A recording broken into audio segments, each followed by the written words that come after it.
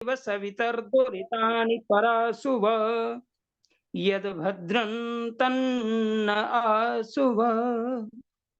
हे देव सवितर्विश्वकर्ता शुद्ध तेज महान हो, दुरितानि दुर्गुण दुर्व्यसन से दूर करते प्राण हो। आचरण दो शुद्ध हम में भद्र भावोद्गान हो, पाप हरता शुद्ध करता तुम ही एक भगवान हो। ओम शांति शांति शांति।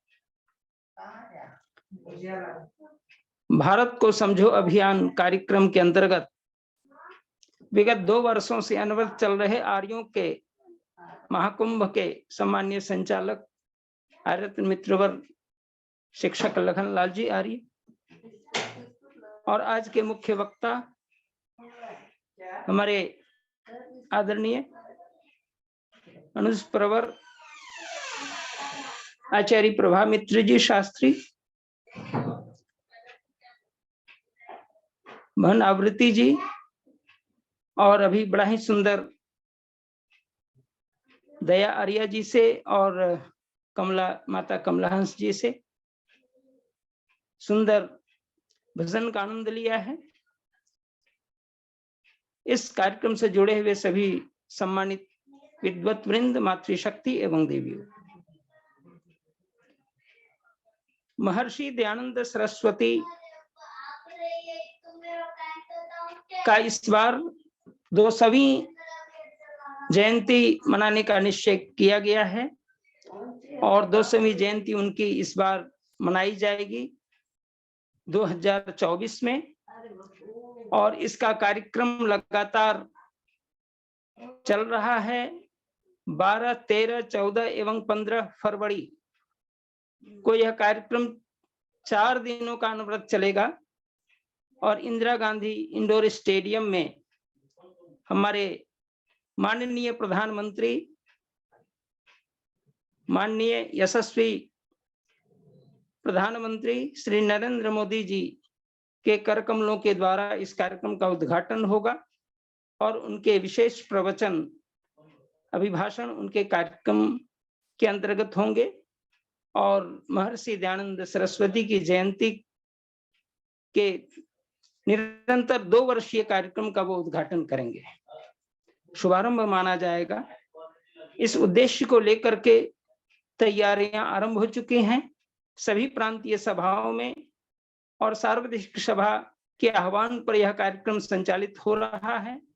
महर्षि दयानंद सरस्वती के जीवन दर्शन पर विचार किया जाए तो उनका जीवन इतना अनमोल है, उनके कार्य इतने अनमोल हैं, उनकी वेदों के प्रति गहरी आस्था और निष्ठा है। ऐसा उस काल के, जिस काल में पैदा हुए, जिस काल में इनका आविर्भाव हुआ है, उस काल से अद्यावधि कोई ऐसा ऋषि नहीं हुआ जो वेदों के प्रति ही जीना और मरना जानता। अर्थात वेद ही महर्षि दयानंद के सर्वस्व हैं और इसी कारण आर्यों का भी सर्वस्व वेद ही रहा है। आर्यावर्त देश इस देश का नाम है और इमं भूमिम अददाम आर्याय, ये वैदिक संदेश कहता है। परमात्मा कहते हैं यह भूमि मैंने आर्यों के लिए दी है और आर्यों का धर्म ग्रंथ वेद है। 1,49,49,123 वर्ष पूर्व वेदों का प्रादुर्भाव परमात्मा ने किया और 4 ऋषियों के हृदय मंदिर में वेद प्रकाशित हुए हैं। ब्रह्मा से लेकर जैमिनि पर्यंत तक वेदों का निरंतर कार्य चल रहा है और अब हम पूरे डंक की चोट से गर्व के साथ कहते हैं कि महर्षि दयानंद पर्यंत अब हम उनकी गणना करें, अर्थात ब्रह्मा से लेकर दयानंद पर्यंत वेदों का कार्य संचालित है और हमें गर्व है कि महर्षि दयानंद सरस्वती एक ऐसे अनुभव और आस्तिक तथा धर्म के प्रति निष्ठावान, अपने कर्तव्य के प्रति निष्ठावान और पूर्ण धीर वीर गंभीर जीवन से ओतप्रोत ऐसा व्यक्तित्व जिनके जीवन में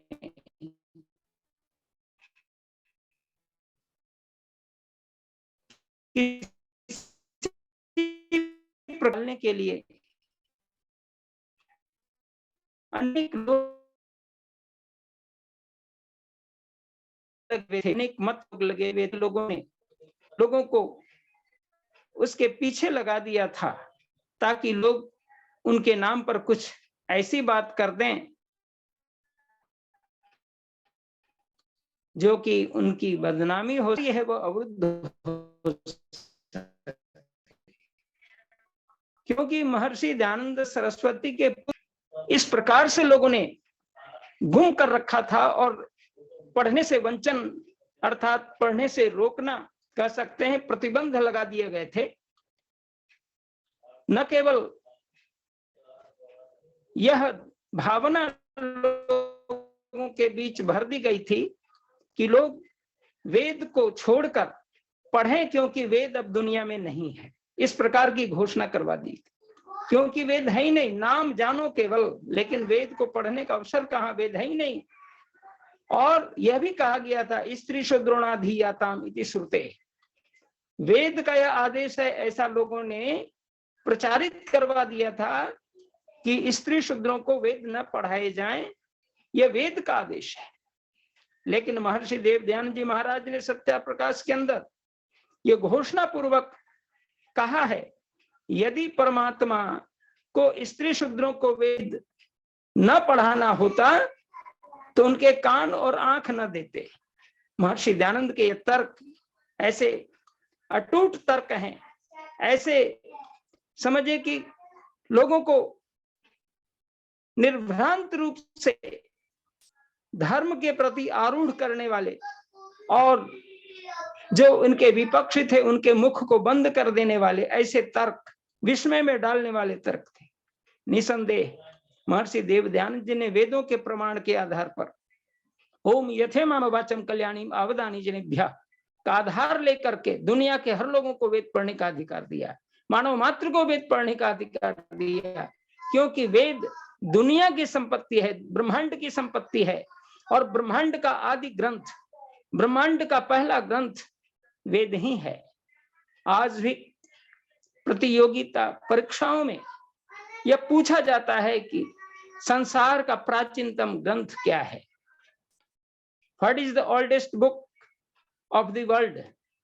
इसका उत्तर ऋग्वेद लिखा जाता है। सचमुच ऋग्वेद पहला वेद है, नाम ऋग्वेद से ही आरंभ होता है। ऋग्वेद, यजुर्वेद, सामवेद एवं अथर्ववेद, ये 4 वेद हैं।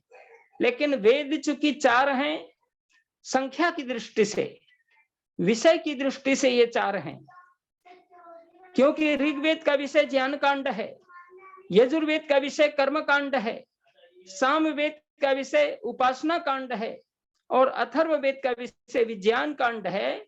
इस तथ्य को भी महर्षि दयानंद सरस्वती ने वेद विषय विचार प्रकरण लिख करके ऋग्वेदादि भाष्य भूमिका में प्रकाशित करवाया था। और आज भी उस ग्रंथ को पढ़ना चाहिए, वेदों की गहराई को समझने के लिए, वेद के प्रति निष्ठा जगाने के लिए, और वेद के अंदर मानव मात्र का संविधान है इसको जानने के लिए। वेद अप्रतिम पुस्तक है, परमात्मा की कल्याणी वाणी है, इसको समझने और प्रचारित करने के लिए हमें ऋग्वेदादि भाष्य भूमिका जो महर्षि की अनमोल कृति है, वेद के प्रति निष्ठा कैसे लोगों को जगे। क्योंकि लोगों ने डिम डिम ध्वनि से घोषणा कर दी थी उस समय कि वेद अब दुनिया में नहीं है। क्या ऋषि दयानंद वेदों की बात कर रहे हैं। महर्षि दयानंद ने कहा था कि सुनो, जिन लोगों ने यह हल्ला भी मचा दिया था कि वेद शंखासुर नाम का राक्षस पाताल लोक ले गए, महर्षि दयानंद कहते हैं शंखासुर न कोपी मनुष्य रूप राक्षस, अर्थात अस्माकं हृदय वसति आलस्य प्रमाद रूप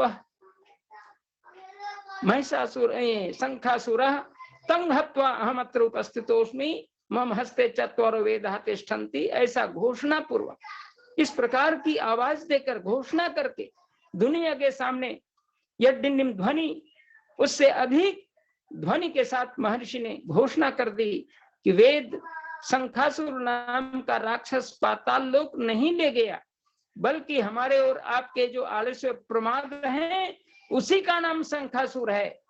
मैंने उसको समाप्त कर दिया है, अर्थात आलस्य को बिल्कुल समाप्त कर दिया है। और दुनिया के हर लोगों को आलस्य को समाप्त करके वेदों को पढ़ना चाहिए, तभी वेदों की गहराई का पता चलेगा।